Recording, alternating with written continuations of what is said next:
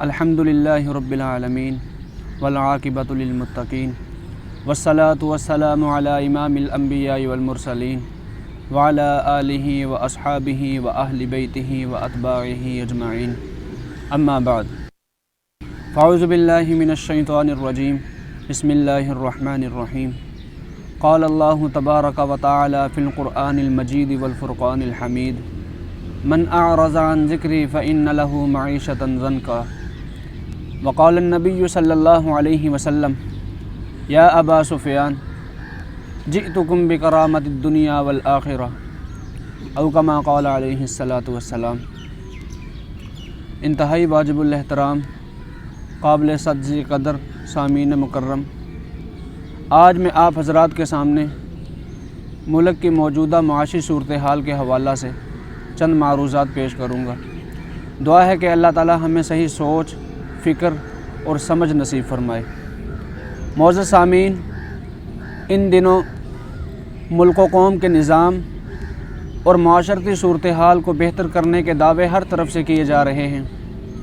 حکومت اور اپوزیشن کے تمام لیڈروں کا کہنا ہے کہ ان کا مقصد موجودہ پاکستان کے حالات کو بدلنا اور عوام کو ایک بہتر نظام اور سوسائٹی سے روشناس کرانا ہے، جبکہ اس کے ساتھ ساتھ ایک دوسرے پر کرپشن، بدعنوانی اور لوٹ کسوٹ کے سنگین الزامات بھی مسلسل دہرائے جا رہے ہیں۔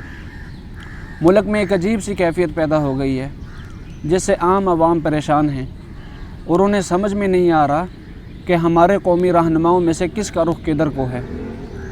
ان حالات میں عالم اسلام کے ایک مثالی حکمران حضرت عمر بن عبدالعزیز رحمہ اللہ کی حیات مبارکہ کی چند جھلکیاں آپ حضرات کے سامنے پیش کروں گا، تاکہ یہ واضح ہو جائے کہ ملک و قوم کو بہتری کی طرف لے جانے اور حالات میں مثبت تبدیلی لانے کا صحیح طریقہ کار کیا ہے، اور یہ بھی واضح ہو جائے کہ حالات کو سدھارنے کے لیے قوم کو کس قسم کی قیادت درکار ہے۔ معزز سامعین، حضرت عمر بن عبدالعزیز رحمہ اللہ خاندان بنو امیہ کے نامور چشم و چراغ اور خلفائے اسلام میں مثالی کردار کے حامل حکمران شمار ہوتے ہیں۔ ان کا تعلق تابعین کے طبقہ سے ہے، جو صحابہ کرام کے بعد امت کا سب سے بہترین طبقہ ہے۔ یہ اپنے دور کے ممتاز عالم دین، محدث اور صالح بزرگ تھے۔ ان کے والد عبدالعزیز رحمہ اللہ کئی سال تک مصر کے گورنر رہے، اور یہ خود بھی خلیفہ بننے سے پہلے حجاز مقدس کے والی اور گورنر رہ چکے ہیں۔ یہ خلیفہ وقت عبد الملک بن مروان کے بھتیجے اور داماد تھے، اور شاہی خاندان کے ممتاز ترین افراد میں ان کا شمار ہوتا ہے۔ انہیں نامور اموی خلیفہ سلیمان بن عبد الملک نے اپنے بعد اپنا جانشین مقرر کیا، اور ان کی وفات کے بعد آپ سن 99 ہجری کو منصب خلافت پر بیٹھے، اور آپ کا پایہ تخت دمشق تھا، اور یہ اپنے دور میں پورے عالم اسلام کے واحد حکمران تھے۔ معزز سامعین، حضرت عمر بن عبدالعزیز رحمہ اللہ کے بارے میں تاریخ دان لکھتے ہیں کہ سلیمان بن عبد الملک کی وفات کے بعد جب سارے شاہی خاندان نے ان کے ہاتھ پر بیعت کی، تو سب سے پہلے کام انہوں نے یہ کیا کہ دمشق کی جامع مسجد میں تشریف لے گئے، اور وہاں جا کر عوام سے خطاب کیا کہ خلیفہ کا انتخاب عوام کا حق اور عوام کا فیصلہ ہے۔ میں اپنے آپ کو خلافت کے معاملہ میں نااہل سمجھتا ہوں، لہٰذا عوام میرے علاوہ جسے چاہے خلیفہ بنا لے۔ لیکن عوام کے مجمع سے صرف ایک ہی آواز آئی کہ ہم آپ کے علاوہ کسی اور کو خلیفہ نہیں دیکھنا چاہتے۔ تو اس طرح عام بیعت ہوئی اور آپ خلیفہ منتخب ہو گئے۔ معزز سامعین، حضرت عمر بن عبدالعزیز رحمہ اللہ کو منصب خلافت سنبھالنے کے بعد سب سے پہلے جس مسئلہ کا سامنا کرنا پڑا وہ بیت المال تھا، یعنی قومی خزانے کا بیشتر حصہ شاہی خاندان اور ان کے منظور نظر افراد کی تحویل میں تھا، جس کی وجہ سے معیشت بدحالی کا شکار تھی۔ انہیں بیت المال کی دولت اور اثاثے ناجائز طور پر قابض افراد سے واپس لینا تھے، چنانچہ انہوں نے اپنی ترجیحات میں سے سب سے پہلا نمبر اسی کو دیا، اور خلافت سنبھالنے کے بعد اس مشن کا آغاز کر دیا۔ اس مقصد کے لیے انہوں نے جو عملی طریقہ کار اختیار کیا اسے 3 حصوں میں تقسیم کیا جا سکتا ہے، اور انہوں نے ان تینوں دائروں میں بیک وقت عمل درآمد شروع کر دیا۔ سب سے پہلے انہوں نے اپنی ذاتی زندگی کو بالکل تبدیل کر دیا۔ شہزادگی کے دور میں وہ جن معاملات، سہولتوں اور عیش و عشرت کے عادی ہو چکے تھے انہیں بالکل ختم کر دیا۔ ان کے بارے میں روایات میں آتا ہے کہ یہ اپنے دور کے انتہائی خوش پوش افراد میں سے ایک تھے۔ انتہائی عمدہ ترین لباس پہنتے اور جو لباس ایک مرتبہ پہن لیتے اسے دوبارہ کبھی زیب تن نہیں کیا۔ حتیٰ کہ ایک دور میں جب یہ مدینہ منورہ کے گورنر تھے تو ان کا ذاتی سامان 30 اونٹوں پر لاد کر دمشق سے مدینہ منورہ جایا کرتا تھا۔ لیکن خلافت سنبھالنے کے بعد ان کا مزاج بالکل تبدیل ہو گیا۔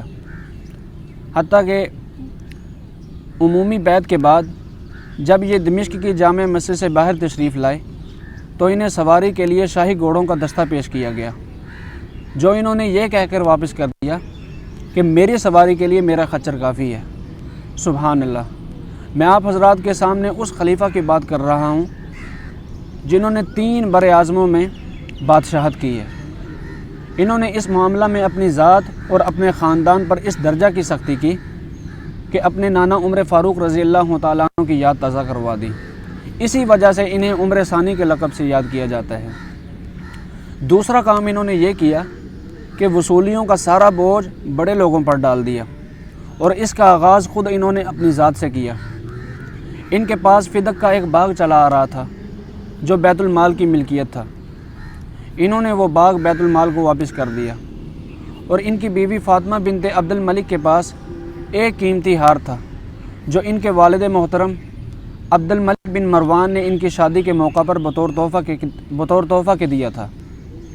حضرت عمر بن عبدالعزیز رحمہ اللہ نے وہ ہار بیت المال کی ملکیت قرار دے کر واپس کروا دیا۔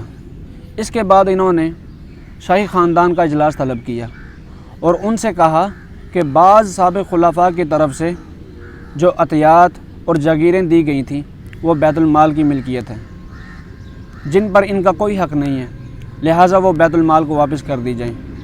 تو اس پر خاندان کے سرکردہ حضرات نے بہت احتجاج کیا۔ سب سے زیادہ زور ہشام بن عبد الملک نے اس بات پر دیا کہ وہ اپنے دور حکومت کے مسائل کو نپٹائیں، سابقہ خلفاء کے فیصلوں کو نہ چھیڑیں۔ تو اس کے جواب میں حضرت عمر بن عبدالعزیز رحمہ اللہ نے 2 باتیں کی۔ پہلی بات تو یہ ہے کہ ہشام بن عبد الملک سے پوچھا کہ اگر تمہارے پاس 2 دستاویزات ہوں، ایک تمہارے والد محترم عبد الملک بن مروان کی طرف سے ہو اور دوسرے خلافت بنو امیہ کے بانی حضرت امیر معاویہ رضی اللہ تعالیٰ عنہ کی طرف سے ہو، تو آپ ان دونوں دستاویزات میں سے کس کو ترجیح دو گے؟ تو ہشام نے جواب دیا کہ میں امیر معاویہ رضی اللہ تعالیٰ عنہ کی دستاویز کو ترجیح دوں گا، اس لیے کہ وہ پہلے کی ہے۔ تو اس پر حضرت عمر بن عبدالعزیز رحمہ اللہ نے فرمایا کہ میرے پاس اس سے پہلے کی بھی ایک دستاویز موجود ہے جو اللہ کی کتاب ہے، لہٰذا میں تمام فیصلے اللہ کی کتاب کے مطابق کروں گا۔ دوسرا سوال انہوں نے یہ کیا کہ اگر کوئی شخص فوت ہو جائے اور اس کی اولاد میں سے 1 یا 2 طاقتور افراد سارے مال پر قبضہ کر لیں، پھر بعد میں آپ کو کسی وقت موقع ملے کہ آپ انصاف کر سکتے ہیں، تو آپ کیا کریں گے؟ تو ہشام نے جواب دیا کہ میں ان طاقتور افراد سے ساری دولت لے کر تمام ورثاء میں اصول کے مطابق تقسیم کروں گا۔ تو حضرت عمر بن عبدالعزیز رحمہ اللہ نے فرمایا کہ میں بھی یہی کچھ کرنے والا ہوں۔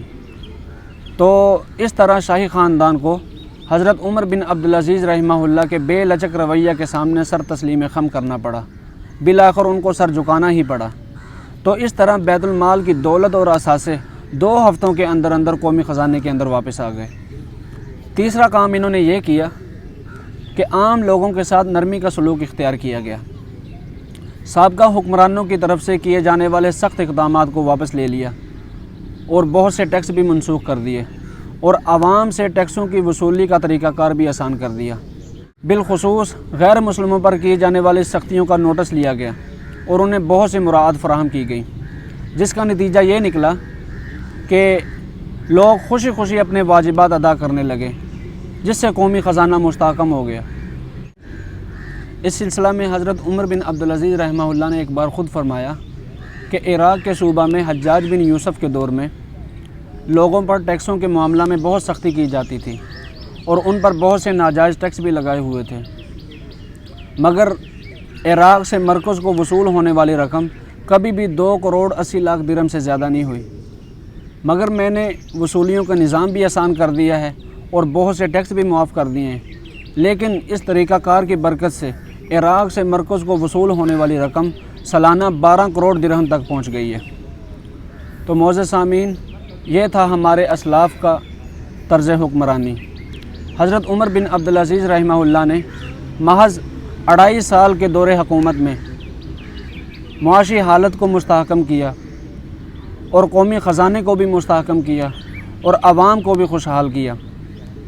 عوام کی خوشحالی کا اندازہ آپ اس بات سے لگا سکتے ہیں کہ روایات میں آتا ہے کہ لوگ ان کے دور میں اپنے ہاتھوں میں زکوٰۃ کی رقم لے کر بازاروں میں گھوما کرتے تھے اور یہ آوازیں دیا کرتے تھے کہ اگر کوئی زکوٰۃ کا مستحق ہے تو ہم سے زکوٰۃ لے لے تاکہ ہم اپنے ذمے سے سبق دوش ہو جائیں، لیکن سوسائٹی میں کوئی بھی زکوٰۃ کا مستحق نہیں ملتا تھا۔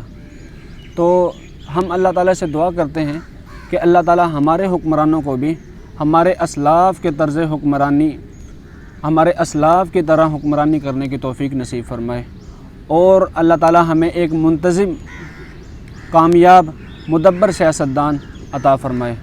تو ہم اقبال رحمۃ اللہ علیہ کی اس دعا کے ساتھ اپنی بات کو ختم کرتے ہیں کہ بٹکے ہوئے آہو کو پھر سوئے حرم لے چل، اس شہر کے خوگر کو پھر وسعت صحرا دے، پیدا دل ویراں میں پھر شورش محشر کر، اس محمل خالی کو پھر شاہد لیلا دے، اس دور کی ظلمت میں ہر قلب پریشاں کو وہ داغ محبت چاند کو شرما دے۔ وآخر دعوانا الحمدللہ رب